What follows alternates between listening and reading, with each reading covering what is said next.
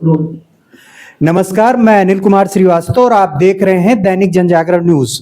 आज हमारे बात विभाग कॉलम में पधारी हैं आदरणीय डॉक्टर ईरा श्रीवास्तव जी, जो नगर पालिका परिषद लखीमपुर की अध्यक्षा हैं। अध्यक्षा क्या, यूं कहें कि नगर पालिका अध्यक्ष परिषद की प्रदेश अध्यक्षा हैं उत्तर प्रदेश की। तो मैम, आपका हमारे बात विभाग कॉलम में बहुत बहुत स्वागत है। और मैम, हम चाहेंगे आप अपने श्रीमुख से अपना परिचय स्वयं दें। परिचय तो बहुत साधारण है, जैसे साधारण लोग होते हैं वैसे ही हूँ मैं। और लगभग हमें लगता है कि लखीमपुर के सभी परिवारों के अंदर मेरे है आना जाना है। और बस साधारण रूप से जो एक मानव के कर्तव्य होते हैं उनको निर्वहन करती हूँ, और कोई विशेषता नहीं। मैम, नेता कम समाज सेवी ज्यादा मानी जाती हैं, जो हृदय से समाज सेवी हैं। मैम राजनीति में भी हैं और मैम समाज सेवा में भी हैं और मैम एक कुशल गृहिणी भी हैं। तो मैम, हम ये जानना चाहेंगे आप इन तीनों में सामंजस्य कैसे बिठा पाते हैं? देखिए, जो भी कर्तव्य हैं उनको अगर आप निष्ठापूर्वक उनका पालन करें, फिर आप जहाँ पे भी हैं कोई दिक्कत नहीं आती। सामंजस्य में कभी इसलिए दिक्कत नहीं आई क्योंकि हमारे जैसे जो परिवार था उसने कभी भी हमें किसी कार्य को करने से रोका नहीं।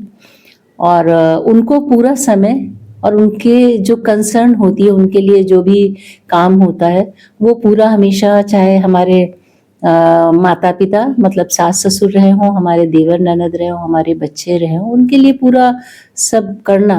और उसके बाद समय निकाल करके समाज की सेवा करना या उनके लिए कुछ कार्य करना या राजनीति में कार्य करना, तो किसी को कोई आपत्ति कभी रही नहीं।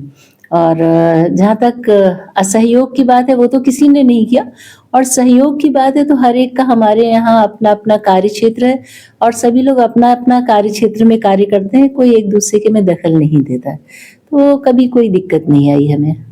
मैम, मैं चाहूंगा आप अपनी प्रारंभिक शिक्षा और राजनीति में पदार्पण पर थोड़ा सा प्रकाश डालें। देखिए, शिक्षा तो हम ऐसे परिवार से थे जहाँ पे शिक्षा का माहौल था, और शिक्षा प्राप्त करना एक वैसा ही हम लोगों का था जैसे कि हम लोग खाना खाते हैं, पानी पीते हैं, सांस लेते हैं, वैसे ही शिक्षा सारे हमसे, हम तो अपने भाई बहनों में सबसे छोटे थे, तो वो शिक्षा ग्रहण करने में और ठीक ठाक थे पढ़ने में। ज़्यादातर स्कॉलरशिप से पढ़ाई की और फर्स्ट डिवीज़न में MSc किया, फिर डॉक्टरेट किया KGMC से, लेकिन रजिस्ट्रेशन लखनऊ यूनिवर्सिटी से होता है।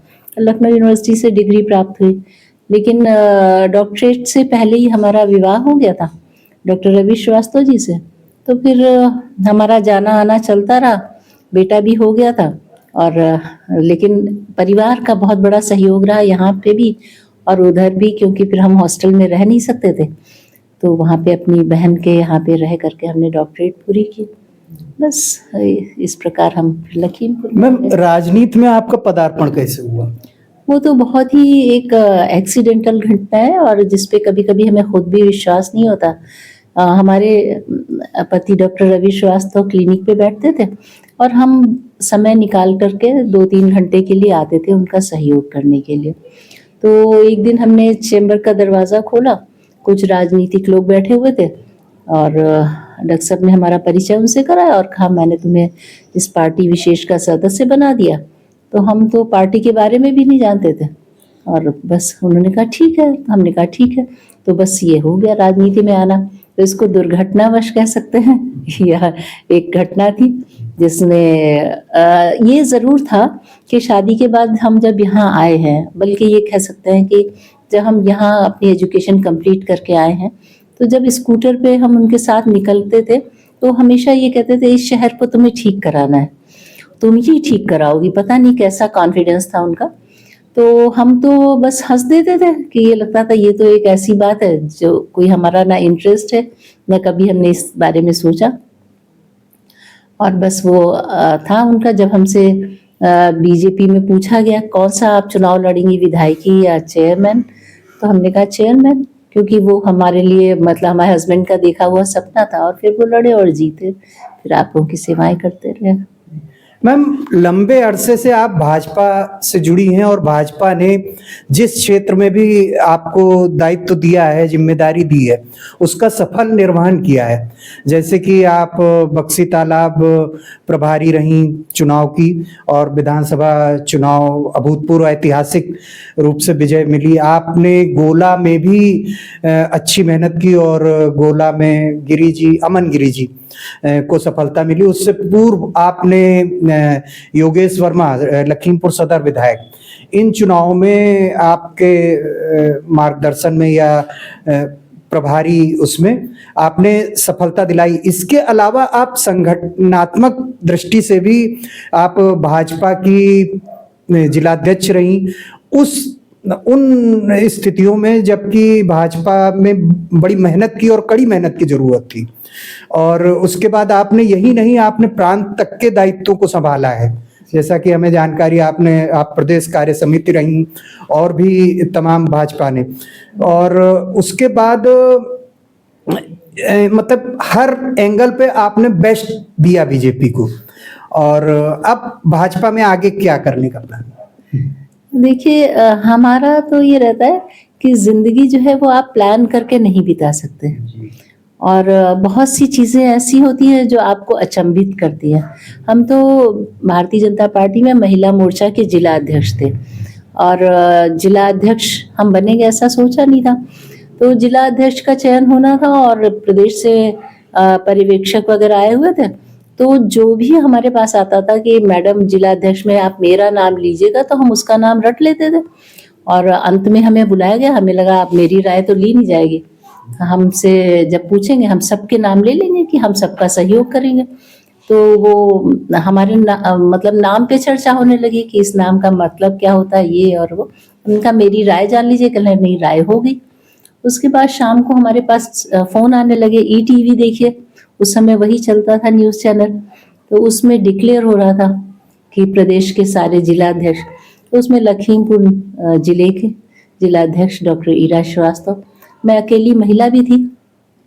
पहले तो विश्वास नहीं हुआ, फिर 2-3 बार उसको जितनी बार रिपीट कास्ट हुआ वो हमने देखा। फिर उसके बाद प्रदेश से कॉल आ गई। तो उस समय हमारी उम्र भी बहुत कम थी, आई थिंक 35-36 ऐसे रही होगी, और विश्वास भी नहीं होता था। लेकिन फिर जब हमें बुलाया गया और वहाँ बाकायदा दायित्व सौंपा गया, तो अभी इसको प्लानिंग तो नहीं कह सकते, बट हाँ फिर अगर जिलाध्यक्ष रहे तो वो इतना कायदे से जैसे संभाला, तो अपने आप दोबारा हमने तो किसी के यहाँ जाके कहा भी नहीं कि मुझे जिलाध्यक्ष बनना है या ऐसे हमें दोबारा बना दीजिए या तिबारा बना दीजिए। लेकिन कार्य के आधार पर, मेरिट के आधार पर, या कहें कि वहाँ भी आपको दायित्व सौंपा गया। फिर हाँ 3 बार जिलाध्यक्ष रहे, ये एक बड़ी बात है, और महिला होने के बाद। फिर उसके बाद फिर जैसे आप जिलाध्यक्ष होते हैं तो ऑटोमेटिकली प्रदेश कार्य समिति के सदस्य हो जाते हैं। तो वो तो रहे ही रहे। फिर जैसे अवध क्षेत्र में हमें प्रभारी का दायित्व मिला, तो वो भी हम प्रदेश कार्य समिति साथ में रहे। फिर हम चेयरमैन रहे, तो फिर मतलब रहे। तो काम तो जहाँ पे भी सौंपा गया वो एक हमारा स्वभाव है, काम को बिल्कुल अपना वो मान करके कि ये मेरा कर्तव्य है और ये मुझे निभाना चाहिए, हम करते हैं। और उसमें कभी भी हम ये नहीं सोचते कि मुझे क्या मिला, बस इतना रहता है कि हमको ये काम मिला, हम ठीक से कर दें, और उसके बाद हमारा कार्य समाप्त हो जाता है। फिर उसका रिजल्ट आना ना आना वो ईश्वर के हाथ में है, वही करता है। देखिए, इसका क्रेडिट मैं किसी को भी नहीं देती हूँ कि अगर हमारे पास कोई भी चीज़ आई है तो वो ज़रूर कहीं ना कहीं पे ईश्वर का हाथ होता है।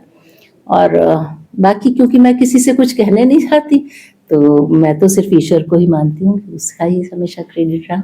बात स्वभाव पे चली है, तो मैम आप व्यक्तिगत तौर पे आपने जितने भी चुनाव लड़े वो चैलेंजिंग ही रहे। आपने 2012 का चुनाव जीता, जिस समय की शायद केंद्र में भी गैर भाजपा सरकार थी और उत्तर प्रदेश में भी गैर भाजपा। उस समय आपने भाजपा का झंडा गाड़ा, और ये जो बीता चुनाव है इसमें भी आपने बहुत चैलेंजिंग, संघर्षमयी सफलता मतलब सितारा बुलंद किया।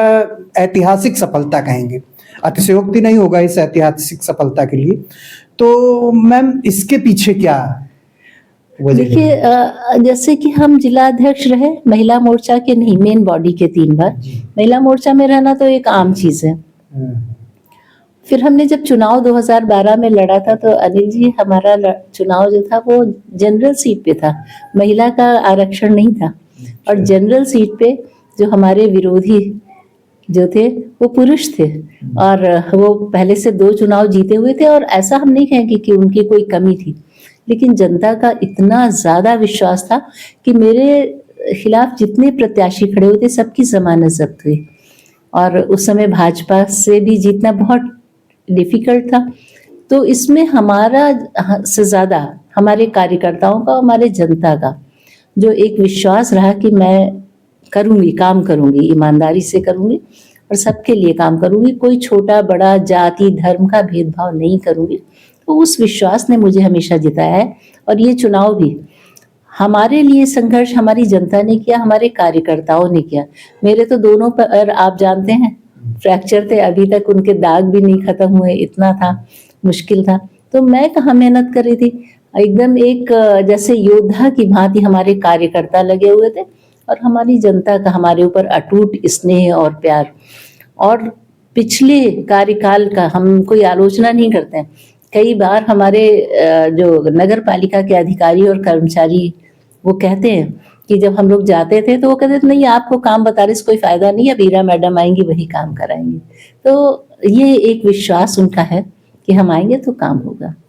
ये मैम जनता ही आपका जनबल है और नगर वासियों को आप संदेश दें। उससे पहले हम ये जानना चाहेंगे कि आपने आपके 1.5 साल के कार्यकाल की उपलब्धियां क्या हैं? देखिए अभी संक्षिप्त ही बता पाएंगे क्योंकि बहुत डिटेल में जाने का हमारा है नहीं। जब हमने कार्यभार ग्रहण किया उस समय लखीमपुर की दशा बहुत ही मतलब दयनीय स्थिति थी नगर की।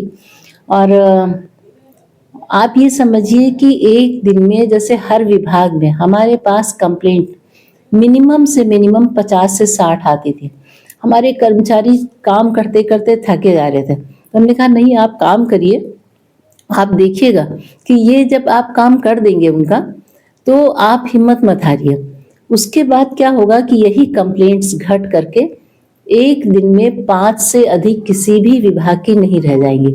तो आप ये समझिए कि हमारे विभाग हैं, जैसे कि हमारा बिजली विभाग है जो बिजली का ठीक करता है, हमारा निर्माण विभाग है जो गड्ढे हैं, नाली टूटी है, सड़क टूटी है उसका कार्य करता है, उसको हम लोग जो है निर्माण विभाग कहते हैं। हमारा जलकल विभाग है जो कहीं पे लीकेज है, सप्लाई की कमी है, ये सारे काम करते हैं। और हमारा एक और विभाग है जो बहुत ही महत्वपूर्ण है, सफाई। तो वो सारा सुबह से लेकर रात तक सफाई का कार्य करते हैं। तो उनके लिए हमने सारे ग्रुप में हर एक को जोड़ रखा कि आप जो करेंगे वो हमारे हर ग्रुप में आएगा। हमें यहाँ तक कि हमारा पंप ऑपरेटर पंप ऑन करेगा तो वो एक ग्रुप है, वो ऑन करते हुए स्विच पे फोटो रख करके वो खिंचा के उस समय की वो फोटो भेजता है। तो काम में कोई कोताही नहीं हुई।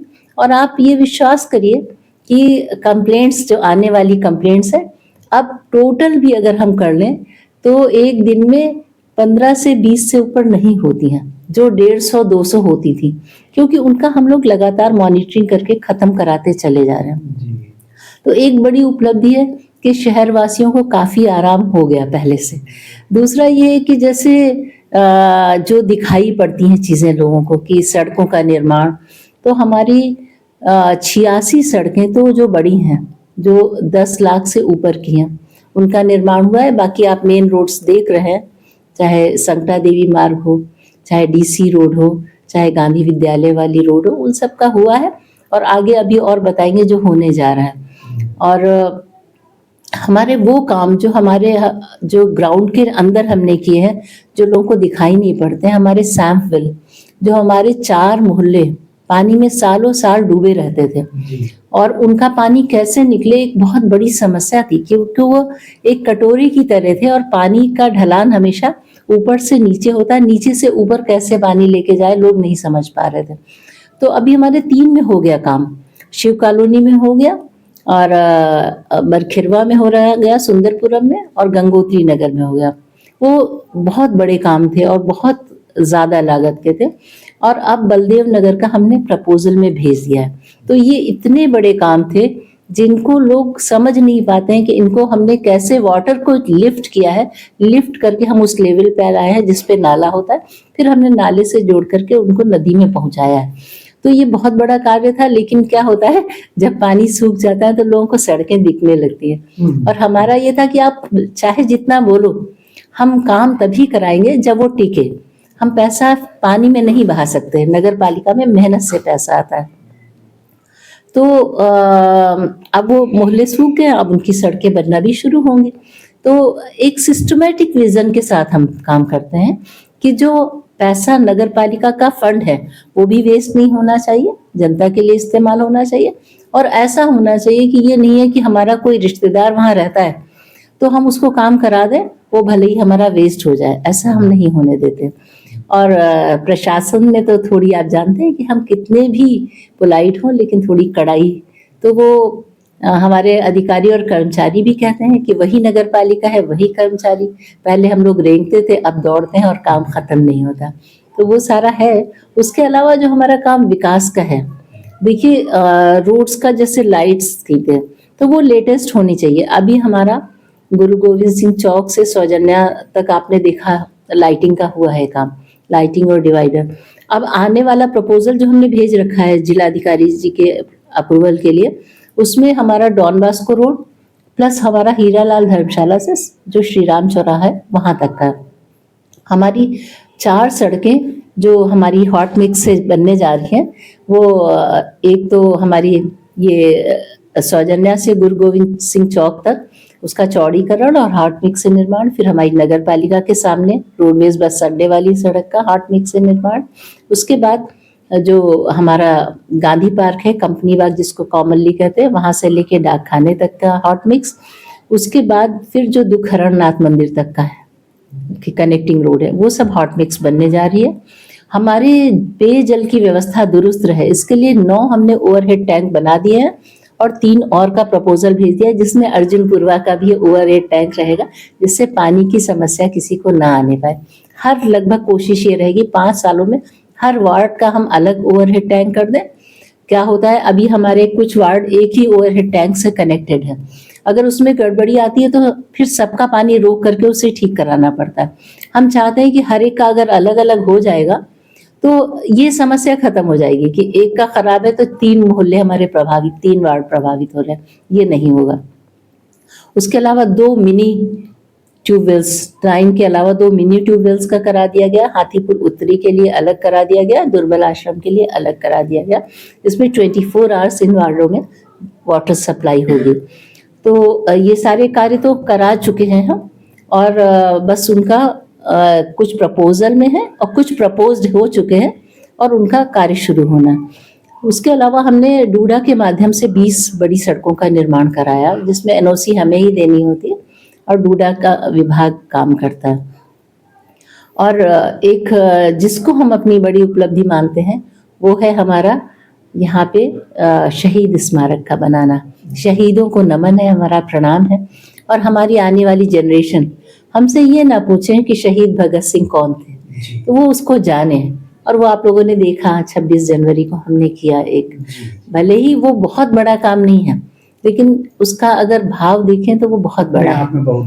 अच्छा, अभी जो हमारी एक हुआ है कि हमारे कुछ काम ऐसे होते हैं जिनका आधार लेकर के नगर पालिकाओं का चयन मुख्यमंत्री जी को करना था, नगरोदय, मुख्यमंत्री नगरोदय योजना में, उसमें लखीमपुर का भी चयन हुआ है। और आपको जान के हर्ष हुआ कि बहुत कम नगर पालिका है, 767 नगर पालिकाएं नगर पंचायत है, उसमें 11 या 12 नगर पालिकाएं और पंचायत सेलेक्ट हुई है, उसमें एक लखीमपुर भी है जिसका 20 करोड़ स्वीकृत हो गया। तो ये हमारा जो ये रोड्स के लिए फंड होता है इन सबसे अलग है। ये हमारा वो सपने हैं जो कभी हमने नगर के लिए देखे, जैसे कि हमारा एक स्मार्ट पार्किंग हो लिफ्ट के द्वारा, जो हमारी पार्किंग की व्यवस्था को दुरुस्त करे, वो स्वीकृत हो गया है। हमारा एक ऑडिटोरियम हो जिसमें आप लोग सब जा कर के कार्यक्रम करा सके, वो स्वीकृत हो गया है। हमारा एक जो है बारात घर जो एक रीजनेबल प्राइस पे हमारे मध्यम वर्गीय लोगों को मिले, और जो अंत्योदय कार्ड धारक हैं या गरीब लोग हैं उनके लिए निःशुल्क नगर पालिका उपलब्ध कराए, वो स्वीकृत हो गया है।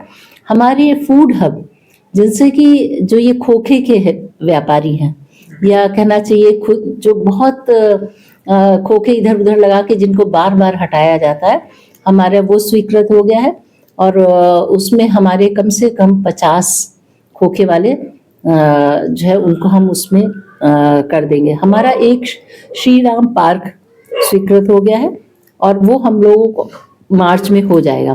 दूसरे हमारे 2 तालाब, एक भुइयां माता मंदिर का पीछे का तालाब, वो अमृत सरोवर के लिए, और एक पटेल नगर का तालाब, वो स्वीकृत हो करके, और उनका कार्य भी थोड़ा थोड़ा प्रारंभ हो गया, लेकिन अभी इतना नहीं हुआ है कि उसको आप लोग देख सकें कि ज्यादा क्या। अभी कुछ पटान के कार्य हैं, उनके अतिक्रमण हटाने के कार्य वो प्रारंभ हो गए। तो कार्य तो हम लोग लगातार करते हैं। और अगर आप कभी जाके देखिए तो हमारे लोग 8 बजे भी आपको नगर पालिका ऑफिस में मिलेंगे काम करते हुए, और मेरा काम ज्यादातर मैं 9 बजे के बाद करती हूँ कि जब एकदम शांति हो जाए तो ऑफिशियल वर्क उसी समय करें। बाकी समय क्योंकि हम जनप्रतिनिधि भी हैं प्रशासक के साथ साथ, तो हमें दोनों चीजों का सामंजस्य बिठाना पड़ता है। तो कोई मिलने के लिए आए उस समय हम ऑफिस का वर्क करें तो भी नहीं अच्छा लगता है। तो ये इस तरह से होता है। तो जैसा कि हमने कहा था कि अब 24 घंटे हम नगर के लिए देंगे, तो हमारे 24 घंटे नगर के लिए रहते हैं उपलब्ध।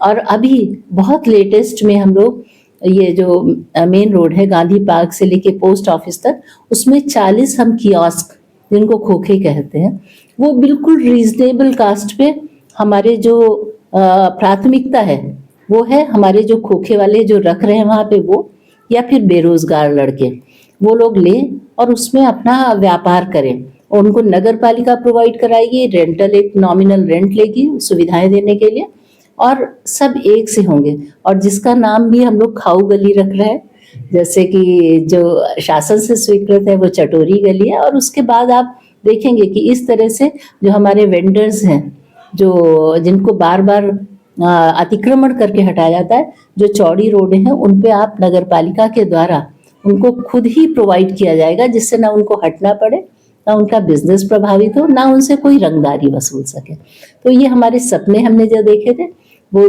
पूरे हो रहे हैं।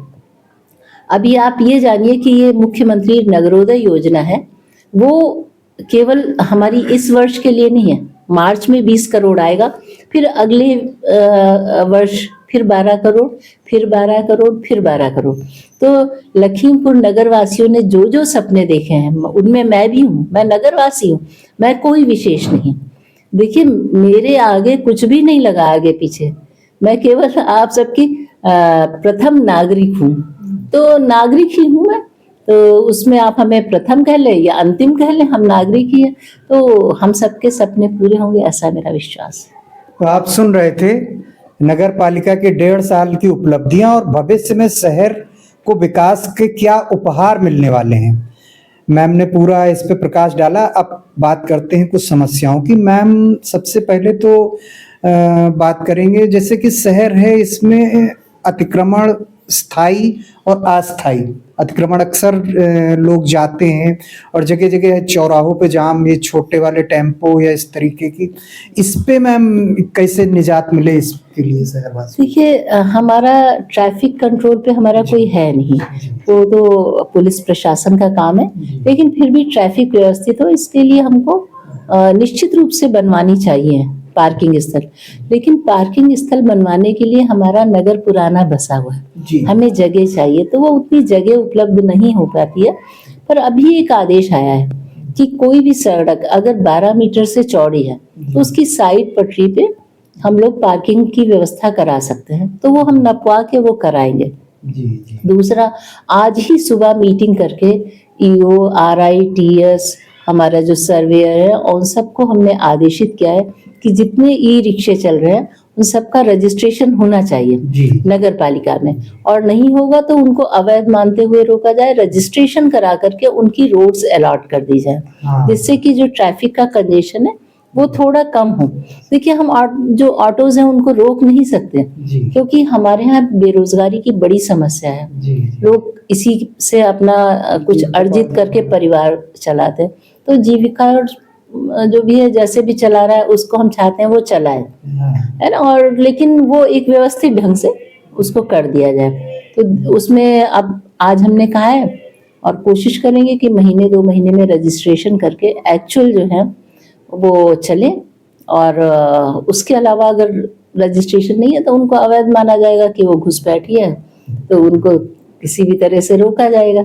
और अगर रोड्स अलॉट हो गई जिसमें अगर एसपी साहब ने भी मदद कर दी तो हमें लगता है व्यवस्थित हो जाना चाहिए। दूसरा ये अतिक्रमण पे आपने प्रश्न किया, बहुत सा तो अस्थायी है। वही बात आती है कि हम उनको हटा तो देते हैं पर वो हम क्या करेंगे, वो कहीं ना कहीं से उनको अपना फैमिली चलाना है, वो फिर आते हैं। तो उसके लिए फिर हम लोग चौड़ी रोड पे जो हमने अभी कहा कि हम बने बनाए अपने खोखे देंगे, उसमें उनको व्यवस्थित करा देंगे और उनको बार बार हटना नहीं पड़ेगा। और हमें जानकारी ये तक मिली है कि छोटे छोटे काउंटर बेचारों ने रख रखे हैं और जिन घरों के सामने रखे हैं या दुकानों के सामने वो लोग उनसे 300 से 500 रुपए पर डे वसूली कर रहे हैं। तो बेचारा उसके पास बचता क्या होगा, हमें तो यही आश्चर्य होता है। तो इनके लिए व्यवस्थाएं करना बहुत जरूरी है और वो हम कराने जा रहे हैं। आपकी उस व्यवस्था से उनको जीविकोपार्जन भी मिलेगा और अतिक्रमण पे भी एक वो होगा। मैम, यहाँ से कुछ दूरी पे स्थित एक सेठ घाट है, वहां पे उल नदी दम तोड़ती दिख रही और ऐसा सोशल मीडिया पे भी हाल ही में चला था। तो मैम, उल नदी और सेठ घाट प्रांगण को साफ करने में क्या? देखिए पहली बात तो ये कि सेठ घाट उसका नाम है, लेकिन लिखा पढ़ी में उसका सेठ घाट नाम नहीं है, वो विश्राम घाट है, वो सरकारी है। और उल नदी का क्षेत्र जो है नगर पालिका में अभी नहीं आता है।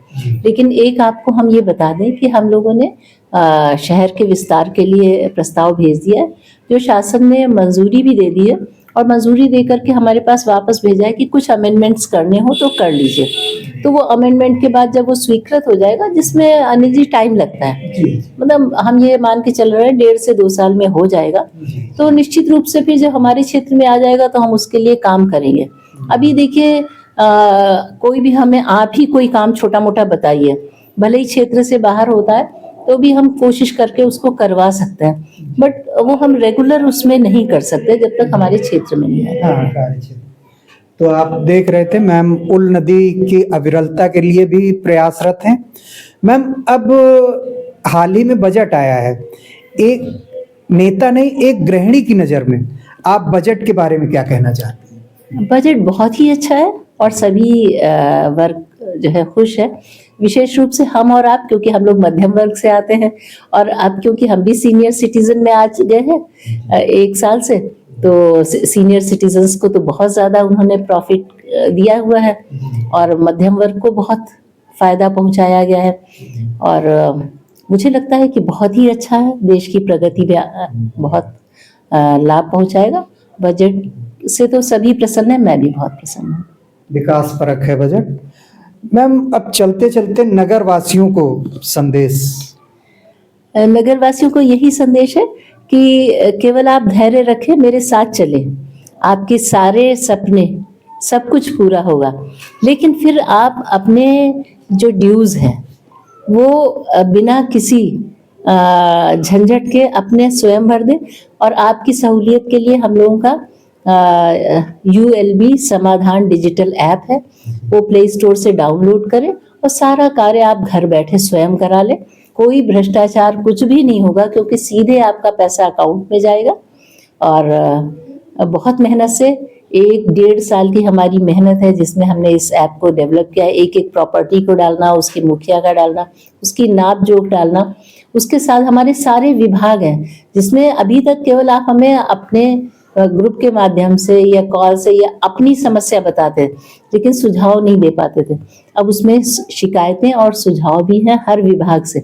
आप जिस विभाग की डालेंगे वहाँ मॉनिटर करने के लिए लोग लगे, वो उसका मॉनिटर करेंगे और जितनी जल्दी हो सकता है, देखिए तत्काल तो नहीं हो सकता, 30 वार्ड है, उसमें थोड़ा समय लग सकता है, 2 दिन 3 दिन, लेकिन समाधान होकर फिर आपके ऐप पे ही अपलोड कर दिया जाएगा।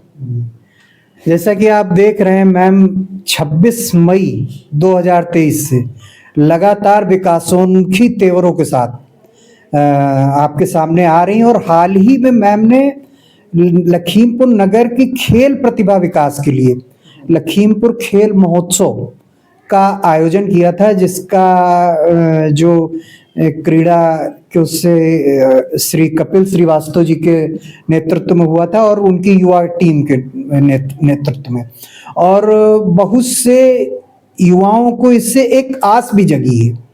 तो मैम थोड़ा सा लखीमपुर खेल महोत्सव के विषय में।